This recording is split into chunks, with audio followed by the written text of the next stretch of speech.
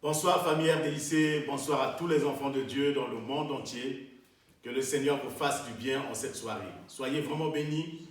Nous avons eu un petit problème technique, c'est pour ça que nous commençons un peu avec un peu de retard.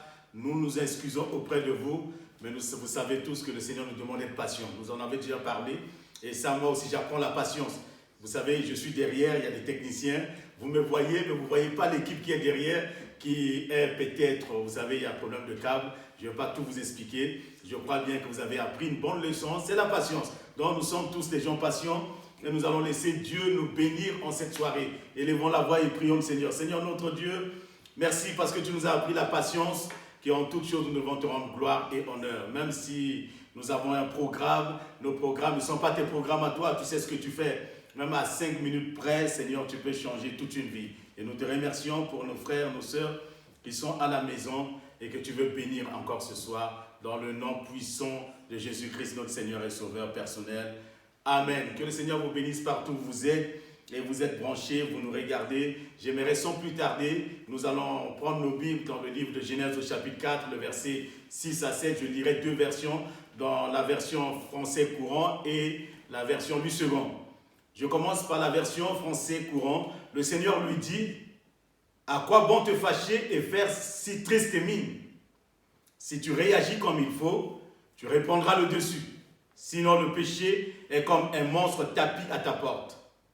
Il désire te dominer, mais c'est à toi d'en être le maître. Ça, c'est la version français courant. Dans la version 8 secondes, et l'Éternel dit à Caïn: pourquoi es-tu irrité? Et pourquoi ton visage est-il abattu? Certainement, si tu agis bien, tu relèveras ton visage. Si tu agis mal, le péché se couche à la porte et ses désirs se portent vers toi, mais toi, domine sur lui. N'oubliez pas que cette année, nous avons parlé de dominer. Dieu nous a dit: assieds-toi à ma droite jusqu'à ce que je fasse de tes ennemis ton marchepied, mais toi, domine au milieu de tes ennemis. Et ce soir, Caïn était pris avec des soucis, des problèmes, des pensées, et nous allons nous attarder beaucoup plus sur les pensées. Vous savez, le champ de bataille où la plupart des victoires, des guérisons, des miracles se produisent est celui de nos pensées. C'est celui de nos pensées. Le diable nous attaque dans nos pensées car il sait que c'est là que tout se passe. Vous savez, c'est une grande bataille, il y a un combat, il y a une guerre dans nos pensées.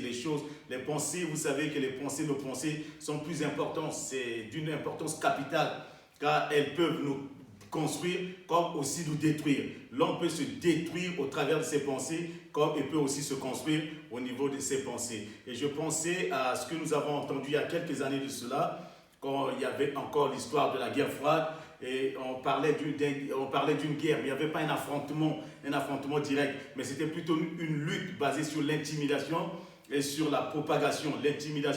La propagation avait pour effet sur la pensée de déstabiliser le camp de l'adversaire. C'est-à-dire que c'était de l'intimidation, la propagande des choses dans le but de déstabiliser l'adversaire. Et nous voyons aussi que souvent, quand quelqu'un est pris dans les sectes agissent premièrement au niveau des pensées des gens. C'est-à-dire les gens sont victimes, les gens sont pris, les gens sont seuls, les vulnérables, c'est à ce moment-là, et ils se nourrissent des mauvaises pensées, ils deviennent des proies qu'on peut contrôler facilement. Mais Jésus est venu pour que nous ayons la vie, et la vie en abondance. C'est pour ça que quand nous parlons de Christ, nous ne parlons pas d'une religion, nous parlons d'une relation, vous le savez, parce que l'ennemi essaie toujours de nous manipuler dans nos pensées pour avoir le contrôle sur nos vies. Et nous devons faire très très attention parce que les pensées peuvent maintenir quelqu'un soit dans la pauvreté, la maladie ou dans les complexes. Et beaucoup de gens vivent dans les complexes. Dans le cas de Caïn, c'était un homme très très complexé. Quand il a vu que son frère avait fait des offrandes, que Dieu a approuvé l'offrande de son frère, dans son cœur, il y avait des mauvaises pensées. Ces choses se sont levées au-dedans de lui et il commençait à haïr son propre frère. Et vous savez que la Bible nous dit, celui qui hait son frère est un meurtrier. Nous devons que nous aimer, même si quelqu'un fait quelque chose, nous devons apprécier ce que font les autres. Mais Caïn, dans son cas, il avait des mauvaises pensées vis-à-vis de son propre frère parce que ses pensées étaient mauvaises. Ses pensées étaient des pensées qui étaient tournées vers le meurtre. Les pensées tournées vers le vol, vers l'orgueil, vers l'incrédulité et vers l'adultère. Vous savez, toutes ces pensées étaient dans le cœur de cet homme. Mais la pensée qui va plus s'exprimer, c'est la pensée du meurtre. Il va tuer son frère parce qu'il ne pouvait pas, il n'avait pas le contrôle de sa vie. Alors que Dieu lui disait, le péché est là. Dieu l'a averti, il dit, toi domine sur le péché. Vous savez, il y a des choses que nous ne pouvons pas contrôler les gens, mais nous pouvons contrôler nos pensées. Nous ne pouvons pas contrôler la pensée de quelqu'un d'autre, mais tu peux contrôler tes propres pensées parce que tu es maître de tes propres pensées. Comme nous l'avons dit, nous pouvons arrêter la pensée. Quand la pensée commence, il y a des possibilités d'arrêter cette pensée avant que cette pensée se transforme et commence à s'exprimer. Comme quelqu'un a dit, vous ne pouvez pas empêcher un oiseau de survoler au-dessus de vos têtes, mais vous pouvez l'empêcher de faire son nid dans vos têtes. Et le but du diable, c'est quoi? C'est de faire un nid dans nos têtes, de nous remplir de mauvaises pensées. Et quand l'oiseau pose son nid, il y a des petits oiseaux qui vont commencer à voler. C'est pour cette raison, quand nous laissons le diable faire son nid, il y aura beaucoup de petits oiseaux, c'est-à-dire des mauvaises pensées, des pensées d'adultère, des pensées de querelle, des pensées de ceci, de cela, et des pensées qui volent à longueur de journée. Et nous devons faire très très attention. C'est pourquoi il est impératif de changer notre système de pensée si nous voulons voir le changement dans nos vies. L'homme ne change pas si son système de pensée ne change pas. Vous savez, on dit que quelqu'un n'a pas changé, on veut que les gens changent, mais les gens ne peuvent pas changer si leur système de pensée ne change pas. Parce que le changement, ce n'est pas par la bouche, le changement, c'est commence quelque chose dans le cœur. Vous savez, on commence à changer dans le cœur, dans les pensées. C'est la pensée d'un homme. Quand il est convaincu de quelque chose, vous ne pouvez pas changer quelqu'un qui est convaincu de ce qu'il fait. Mais c'est quand la personne elle-même trouve que ce qu'elle est en train de faire n'est pas bien, la personne va changer. Mais si vous essayez de changer quelqu'un en disant ce que vous faites, c'est pas ça, et que lui, il est convaincu qu'au fond de lui-même, ce qu'il fait est vrai, il continuera à le faire. C'est pour ça que quand Jésus vient parler aux gens, à l'époque, ces gens, ils étaient convaincus qu'ils étaient dans la vérité, parce qu'ils étaient sûrs d'eux-mêmes dans ce qu'ils étaient en train de vivre et de faire. Les pharisiens étaient sûrs et convaincus de leur spiritualité, malgré que Jésus leur disait, vos cœurs sont remplis de haine, de méchanceté. Ils n'osaient pas croire jusqu'au jour où cela se révèle, quand eux-mêmes, ils ont vu qu'ils ont arrêté quelqu'un. Après la mort de Christ, ils se sont rendus compte qu'ils avaient tué un homme juste. Car l'homme, vous savez, l'homme est seulement le résultat de toutes ses pensées. Et c'est pour ça la Bible nous dit dans le livre de Proverbes, il est tel que les pensées de son cœur. Tel que les pensées du cœur. Il est tel que les pensées de son cœur. Et il y a une phrase qui est très très importante que j'aimerais que si toi qui me regardes, si tu peux l'écrire, je pourrais le lire avec toi et tu peux le noter, soit revoir encore ces vidéos, parce que le but de ces vidéos, ça s'adresse à vous, c'est dans le but que vous puissiez regarder. Et quelqu'un a dit quelque chose que j'aimerais te répéter encore ce soir. Pour comprendre un message, il faut réécouter ce message pendant 24 heures. C'est-à-dire là, tu vas comprendre le message.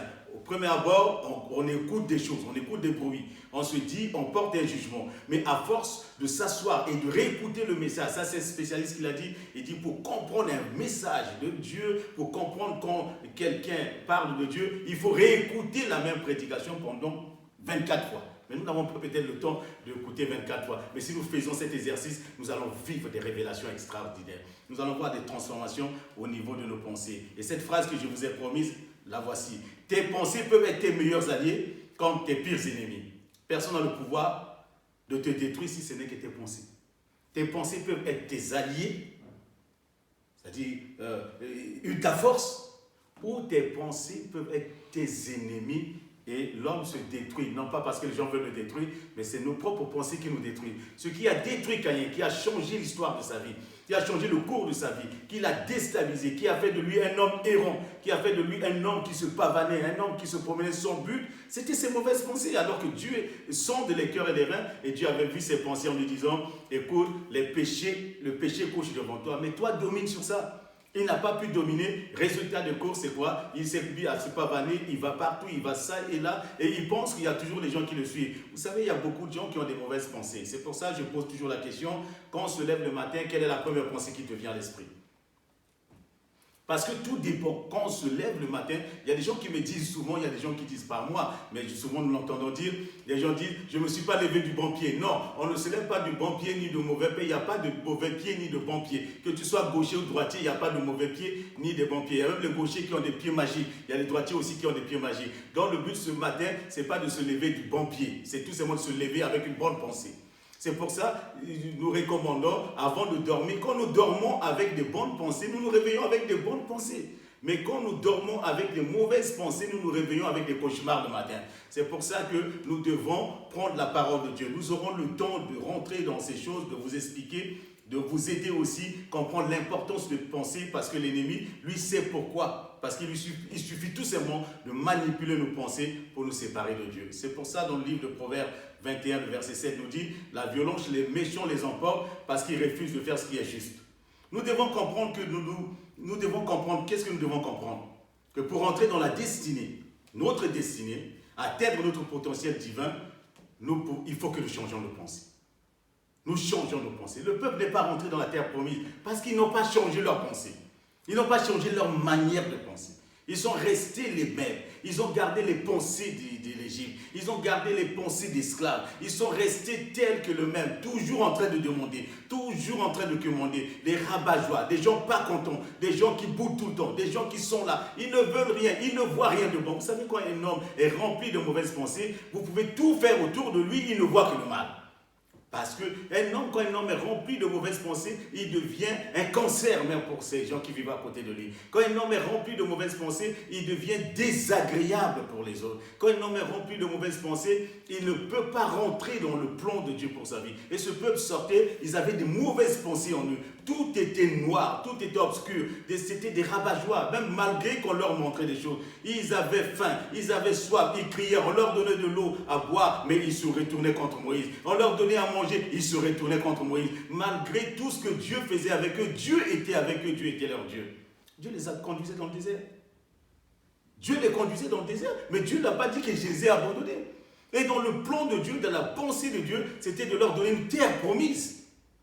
Mais eux, ils voyaient tous ces mots qui voulaient rester esclaves en Égypte. Ils voulaient rester là-bas, travailler dans le Dieu. Bien aimé, Jésus est venu pour nous sortir de l'esclavage. Jésus est venu pour nous sortir des pensées mauvaises. Jésus est venu pour nous sortir des pensées négatives, des pensées qui assaillent notre esprit, qui assaillent notre esprit. Et vous savez, il y a des choses très importantes. Il y a des gens qui ont une pensée, la négativité circonstancielle. Ça veut dire quoi? Ça veut dire tout simplement, tout est par rapport aux circonstances autour de nous et on devient négatif. Quand quelqu'un pourra dire, j'aimerais vous dire, même si tu vis des circonstances désastreuses, pas bien, mais sois positif. Quand je parle de positif, ça ne veut pas dire avoir des pensées positives. Et je ne veux pas dire que avoir les pensées de ce monde, parce que vous savez, nous vivons dans un monde où les pensées sont négatives. Et le but, c'est pas ça. Le but, c'est pas d'avoir des mauvaises pensées, mais le but, c'est d'avoir les pensées de l'Éternel.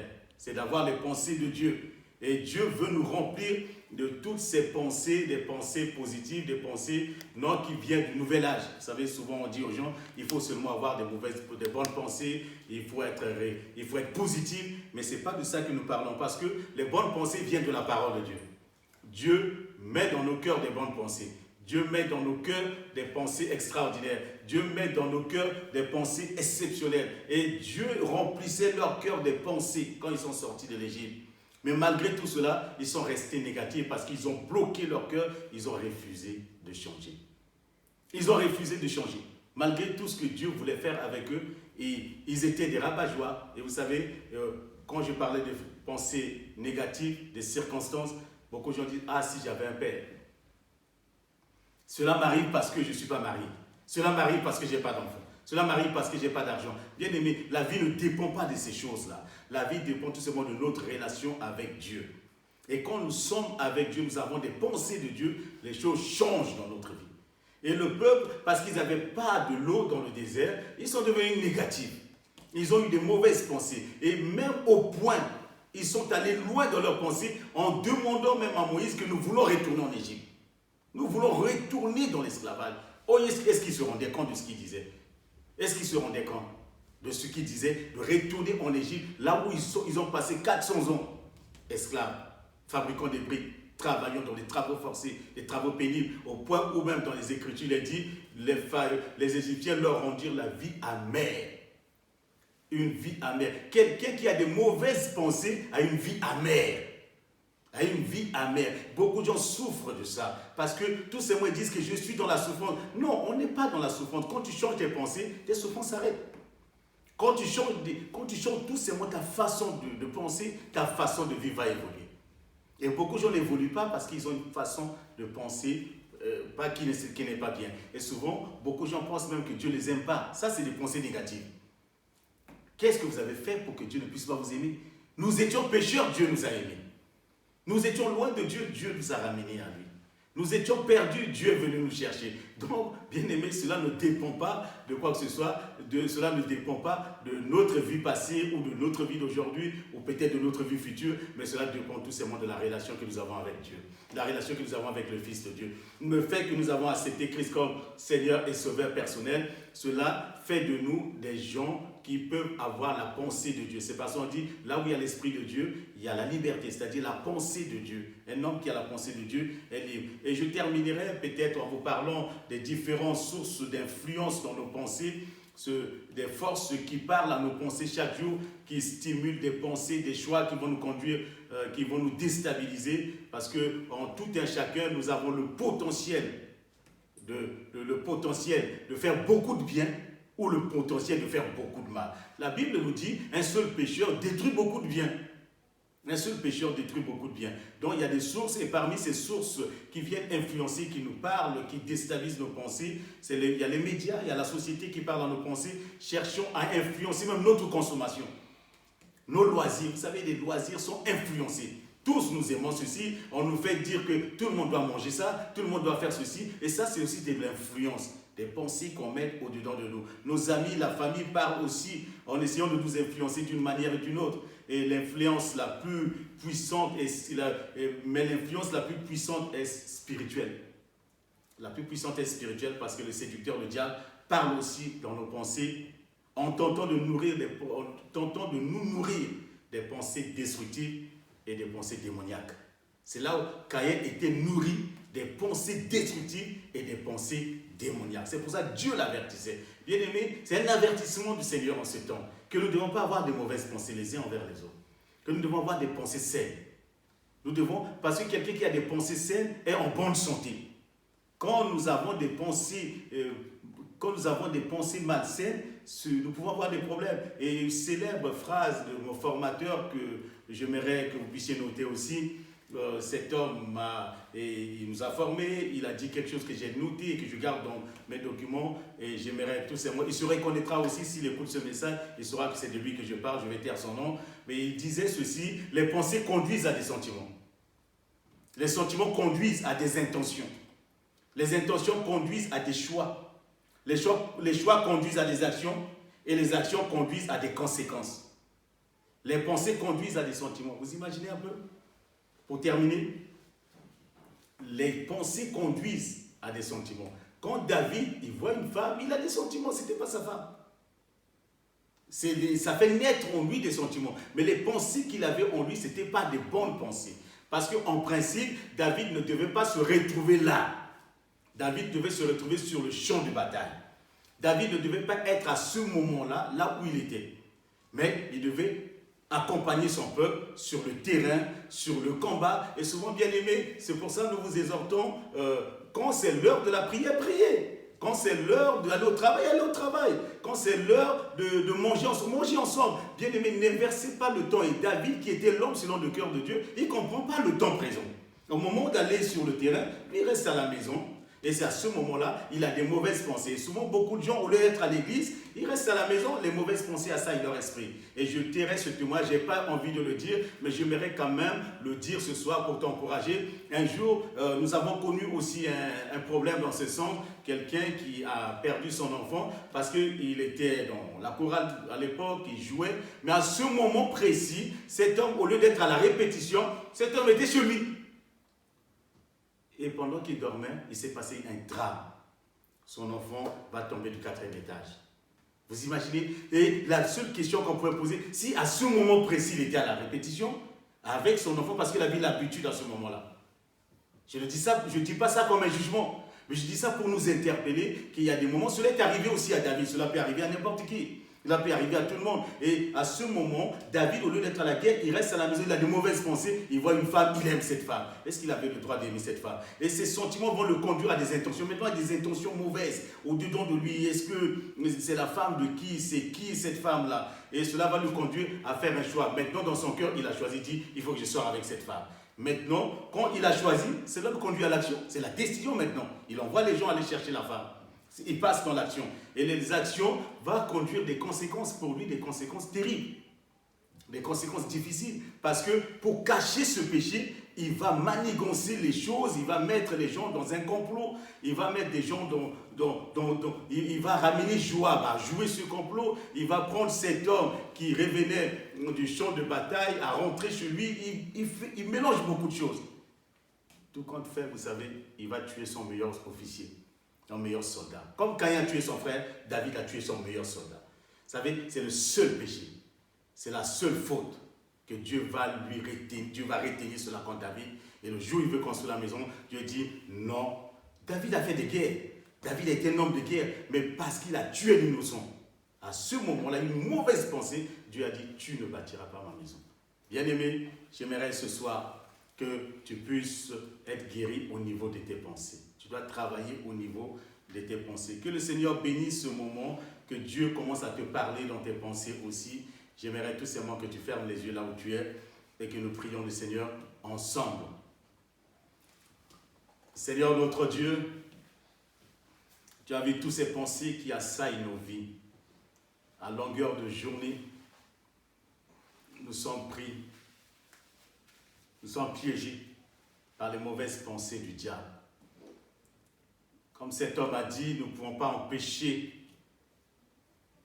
un oiseau de survoler au-dessus de nos têtes. Mais nous pouvons l'empêcher de faire son nid. Seigneur, comme Caïn, nous avons cédé nos cœurs. Nous avons laissé nos pensées à l'ennemi qui en a fait ses petits. Il en a fait un nid. Et aujourd'hui, nous sommes complètement désemparés, déboussolés. Nous te prions pour que nos pensées soient renouvelées par la puissance de ton esprit. Je te prie en l'instant, alors que mon frère, il a les deux mains sur sa tête, Seigneur, que tu purifies ses pensées, que tu mettes en lui des bonnes pensées, les pensées le soir, les pensées le matin, et chaque jour de sa vie, que sa vie soit une vie agréable à tes yeux. Seigneur, merci, parce que tu nous apprends que nous pouvons prendre le dessus sur les pensées. Nous pouvons dominer le diable. Nous pouvons ramener sous nos pieds les puissances maléfiques. Tu n'as pas laissé Caïn dans ses mauvaises pensées, mais tu lui as dit, toi domine sur les pensées. Seigneur, ce soir, je veux dominer. Mon frère veut dominer. Ma soeur veut dominer sur toutes les pensées. Les pensées de vengeance. Les pensées mauvaises. Les pensées de séparation. Les pensées de destruction. Les pensées de vol, d'adultère. Des pensées méchantes qui assaillent nos vies.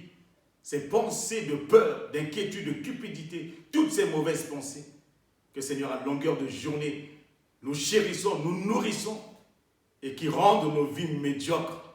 Seigneur, ce soir, nous te prions, nous voulons prendre la décision d'abandonner toutes ces mauvaises pensées, et Seigneur, de nous nourrir de la parole de Dieu, de nous nourrir de ce qui sort de ta bouche, car il est écrit que l'homme ne vivra pas de pain seulement, mais de toute parole qui sort de la bouche de Dieu.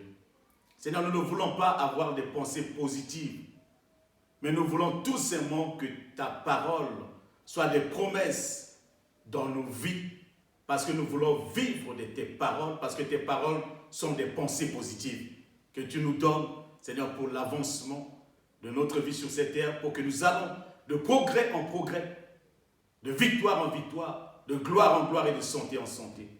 Je bénis ton Saint-Nom ce soir. Est-ce que ta main se pose sur chacun d'entre nous, où que nous nous trouvons? Seigneur, nous t'appartenons et tu ne nous abandonneras jamais. Tu es venu pour nous libérer. Nous sommes en route pour notre destinée.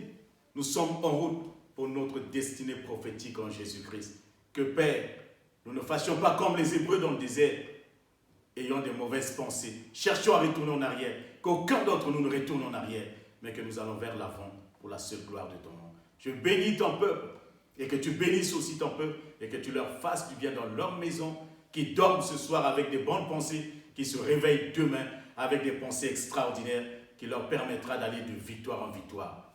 Je t'ai ainsi prié, Père, dans le nom de Jésus-Christ. Amen. Que le Seigneur te bénisse. Bonne soirée à toi et que Dieu te garde.